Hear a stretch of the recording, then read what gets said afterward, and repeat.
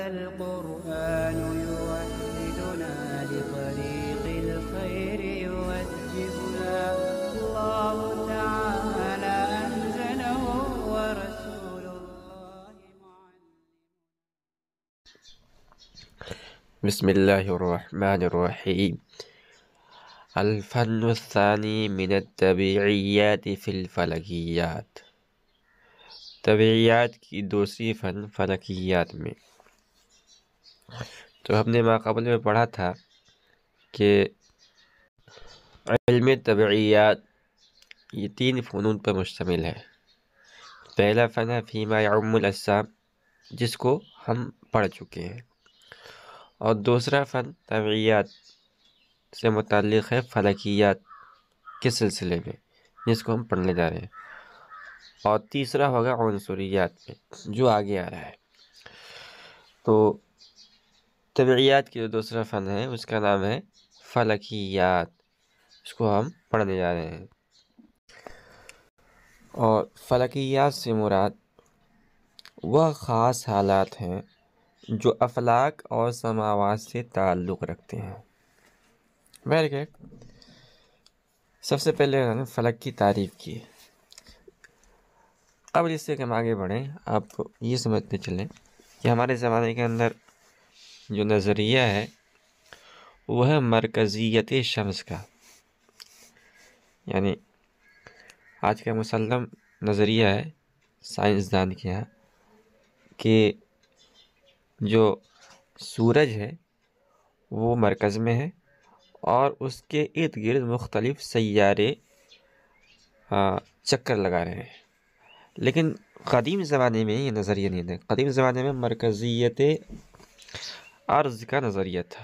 لوگ یہ سمجھتے تھے کہ ہماری زمین ہے یہ مرکز میں ہے، بالکل بیچ میں ہے، اور اس کے ارد گرد مختلف جو ہے سیارے اس کا چکر لگا رہے ہیں. تو یہ جو چونکہ قدیم علم فلسفہ ہے تو اس میں جو آگے نظریات آئیں گے یہ اسی سے متعلق ہے، مرکزیت ارض کو سامنے رکھ کے بنائے گئے ہیں. بہرکیف سب سے پہلے نے فلک کی تعریف کی ہے. الفلک جسم کمی کروی بسیط.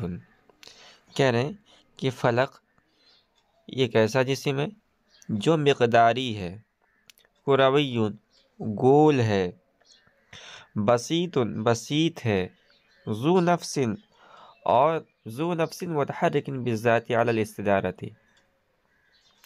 اور نفس والا ہے اور بالذات یہ متحرک ہے اپنے محور پر. اب اس کو ہم سمجھتے ہیں. سب سے پہلے بتایا کہ جسم کمی ایک مقداری جسم ہے، ٹھیک ہے، اور مقداری جسم ہونے کے ساتھ ساتھ کروین گول ہے، چوکور نہیں ہے. بسیط ہے، یعنی مختلف ماہیتیں رکھنے والے اجسام سے مرکب نہیں ہے. اس کے ساتھ ساتھ ذو نفس والا بھی ہے. مطلب یہ ہے کہ جس طرح اور جانداروں کے اندر ایک خیال ہوتا ہے، ان کا ایک نفس ہوتا ہے، اسی طرح اس کا بھی ایک نفس ہے اور اس کو نفس فلکی کہا جاتا ہے. اور وہ ہمیشہ اپنے شوق و ارادے سے فلک حرکت میں مصروف رہتا ہے.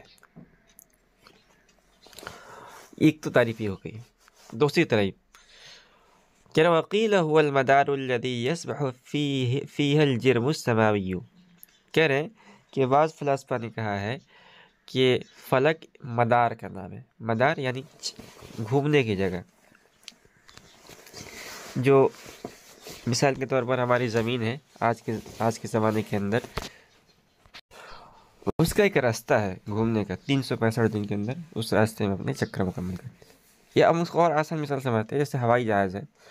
ہوائی جہاز کا ایک راستہ ہوتا ہے جس راستے میں وہ اس کا گزر ہوتا ہے. تو جو راستہ ہے اس کو کہیں گے مدار، ٹھیک ہے. تو کہنے کے بعض قدیم فلاسفہ نے کہا ہے کہ جو آسمان زمین، یعنی زمین اور آگے جو اور سیارے آ رہے ہیں جیسے کہ قمر ہے، مان لیجیے زحل ہے، مشتری ہے، تو جن راستوں سے یہ چلتے ہیں گزرتے ہیں اسی کا نام فلک ہے۔ وقیل هو المدار الذي يسبح فيه الجرم السماوی، اور کہا گیا کہ فلک اس مدار کا نام ہے جس میں آسمانی اجسام تیرتے ہیں۔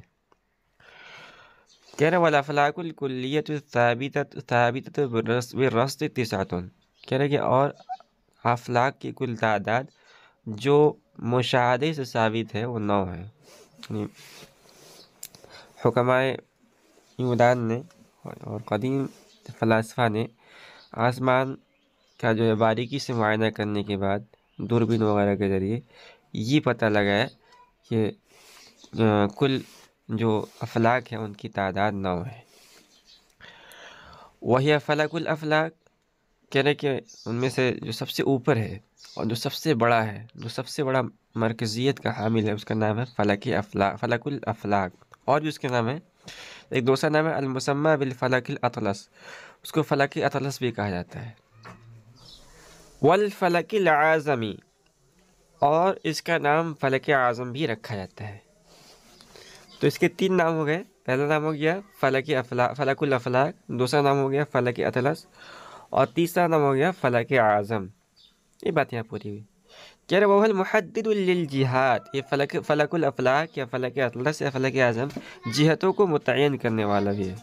وتحتہ فلک الثوابت، ثم فلک الزحل، ثم فلک المشتری، ثم فلک المریخ، ثم فلک الشمس، ثم فلک الزہرہ، ثم فلک العطارد، ثم فلک القمر۔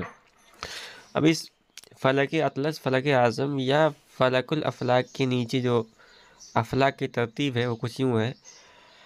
سب سے اوپر تو فلک الافلاک ہے، اس کے نیچے ہے فلک ثوابت، پھر اس کے نیچے ہے فلک زحل، پھر اس کے نیچے ہے فلک مشتری، پھر اس کے نیچے ہے فلک مریخ، پھر اس کے نیچے ہے فلک شمس، پھر اس کے نیچے ہے فلک زہرہ، اور اس کے نیچے ہے فلک عطارد، اور سب سے نیچے ہے فلک قمر۔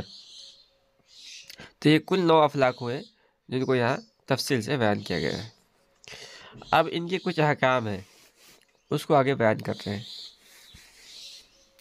تو کہہ رہے کہ وَلِلْأَفْلَاكِ عِنْدَ الْحُكَمَاءِ سَبْعَةُ أَحْكَامٍ، کہہ رہے کہ فلاسفہ کے نزدیک ان 9 افلاک سے متعلق کچھ احکام ہیں۔ احکام مطلب کہ یہ کیسے ہیں، یعنی جو 9 افلاک ہیں ان میں کچھ مشترکہ باتیں ہیں، اور وہ مشترکہ باتیں یہ ہیں جو نیچے بیان کریں گے۔ پہلا حکم یہ ہے کہ الفلک مستدیر، فلک یہ گول ہے، بحیث لو فرضنا فی وسطہ نقطۃ، اس طور پر کہ اگر ہم اس کے وسط میں ایک نقطہ فرض کریں، تساوی کل خط مستقیم یخرج منہا الیہ، تو برابر ہو ہر وہ خط مستقیم جو اس سے نکلے اس کی طرف، فلک کی طرف۔ مطلب یہ ہے کہ فلک یہ بالکل گول ہے، اور اس طرح گول ہے کہ مثال کے طور پر ہم اس کے وسط میں مان لیتے ہیں کہ یہ فلک ہے۔ اب اس کے یہ بالکل گول ہے، کس طرح گول ہے کہ اگر اس کے بیچ میں ایک نقطہ فرض کر لیں، مان لیجیے ہم نے ایک نقطہ فرض کر لیا، تو اس سے جو چاروں طرف خطوط نکلیں گے وہ بالکل برابر آئیں گے، بالکل۔ مثال کے طور پر اگر یہاں سے یہاں تک جو لمبائی ہے خط کی وہ ہے 1 کلومیٹر مان لیتے ہیں، تو چاروں طرف جو خطوط نکلیں گے اس نقطے سے وہ 1 کلومیٹر بالکل برابر ہوں گے، نہ 1 میٹر کم ہو سکتے ہیں نہ زیادہ ہو سکتے ہیں۔ دوسرا حکم ہے الفلک بسیط، فلک بسیط ہے یعنی مرکب نہیں ہے، ای لم یترکب من اجسام مختلفۃ الطبائع، یعنی مختلف طبیعتیں رکھنے والے اجسام سے مرکب نہیں ہے۔ تیسرا حکم ہے الفلک لا يقبل الكون والفساد ولا الخرق ولا الالتیام، فلک نہ تو کون کو قبول کرتا ہے اور نہ فساد کو قبول کرتا ہے، جیسا ہے ویسا ہی ہے، اسی طرح نہ وہ پھٹ سکتا ہے نہ جڑ سکتا ہے۔ وَهُوَ لَيْسَ بِرَطَبٍ وَلَا يَابِسٍ وَلَا حَارٍ وَلَا بَارِدٍ وَلَا خَفِيفٍ وَلَا ثَقِيلٍ، نہ وہ خشک ہے، نہ وہ گیلا ہے، نہ خشک ہے، نہ وہ گرم ہے، نہ سرد ہے، نہ ہلکا ہے، نہ بھاری ہے۔ تو یہ سب فلاسفہ کے خیالات ہیں اس فلک سے متعلق، یعنی ان افلاک سے متعلق جو انہوں نے یعنی نظریے کے طور پر قائم کیا ہے۔ اب اسلامی جو حکم ہے وہ الگ ہے، یعنی اسلامی جو عقیدے ہیں، اسلام کی روشنی میں جو تعلیمات ہمیں دی گئی ہے اس میں اس کے وجود نہیں ہے۔ قرآن کریم کے اندر آسمان کا ذکر ہے کہ آسمان کی تعداد 7 ہے، افلاک کا ذکر نہیں ہے۔ چوتھا حکم ہے الفلک یتحرک علی الاستدارۃ دائما، فلک یہ ہمیشہ گولائی میں گھوم رہا ہے، گولائی میں حرکت کر رہا ہے، تو اس کی جو حرکت ہے وہ گولائی کے اندر ہے، گول گول گھوم رہا ہے۔ پانچواں حکم ہے الفلک متحرک بالارادہ، فلک کے اندر جو حرکت ہے وہ حرکت بالارادہ ہے، یہ متحرک بالارادہ ہے۔ اس کے بعد چھٹا حکم ہے القوۃ المحرکۃ القریبۃ للفلک قوۃ جسمانیۃ، فلک کو حرکت دینے والی قوت قریبہ یہ قوت جسمانیہ ہے۔ وہی نفسہ المنتبعہ، اور اس کا چھپا ہوا نفس ہے۔ نسبتها الی الفلک کنسبت الخیال الینا، اس کی نسبت فلک کی طرف ایسی ہی ہے جیسے کہ خیال کی نسبت ہماری طرف۔ یہ تو چھٹا حکم ہو گیا۔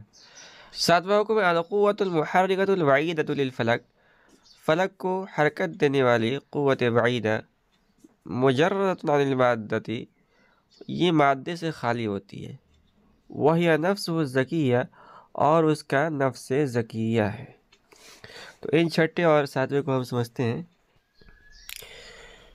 دیکھیے جس طرح انسان کے لیے 2 نفس ہیں، پہلے کو کہا جاتا ہے نسمہ اور دوسرے کو کہا جاتا ہے نفس ناطقہ۔ تو جو نسمہ ہے وہ مادی ہے اور جسم میں حلول کرنے والا ہے، اور جو دوسرا نفس ہے نفس ناطقہ وہ غیر مادی ہے، انسان کے ساتھ اس کا تعلق بواسطہ نسمہ ہے۔ ٹھیک اسی طرح فلاسفہ کہتے ہیں کہ افلاک کو حرکت دینے والے نفس بھی 2 ہیں، ایک ہے نفس منتبعہ، دوسرا ہے نفس ذکیہ۔ نفس منتبعہ جو ہے اس کو وہ محرک قریب یا بلا واسطہ محرک کہہ لیجیے مانتے ہیں، اس کو مادی مانتے ہیں، اور کہتے ہیں کہ جرم فلکی کے ہر جز میں یہ نفس ساری ہے۔ اور جس طرح ہماری قوت خیالیہ یہ ادراکات جزیہ کا محل ہے، اسی طرح فلاسفہ کہتے ہیں کہ یہ نفس بھی ادراکات جزیہ کا محل ہے۔ تھوڑا سا فرق ہے، فرق یہ ہے کہ جو ہماری قوت خیالیہ ہے دماغ میں رکھی گئی ہے، اور یہ جو نفس منتبعہ افلاک کے لیے مانتے ہیں وہ کہتے ہیں کہ نفس منتبعہ یہ فلک کے ہر جز میں ہے، کوئی خاص دماغ نہیں ہے۔ انتباہ کے لفظی معنی آتے ہیں چھپنا، تو چونکہ یہ کہتے ہیں کہ یہ نفس جرم فلکی کے ہر جز میں ہے اس لیے اس کو نفس منتبعہ کہتے ہیں، اور دوسرے کو یعنی نفس ذکیہ کو محرک بعید مانتے ہیں، یعنی وہ فلک کو بواسطہ نفس منتبعہ حرکت دیتا ہے، اور کہتے ہیں کہ غیر مادی ہے اور جرم فلکی میں سارے نہیں ہیں۔ جیسے نفس ناطقہ کا بدن، یعنی جیسے نفس ناطقہ کا انسان کی بدن کے ساتھ تعلق بواسطہ نسمہ ہے اور بدن میں ساری نہیں ہے، اسی طرح نفس ذکیہ کو اس کی شرافت اور بزرگی کی وجہ سے فلک کے اندر رکھا گیا ہے۔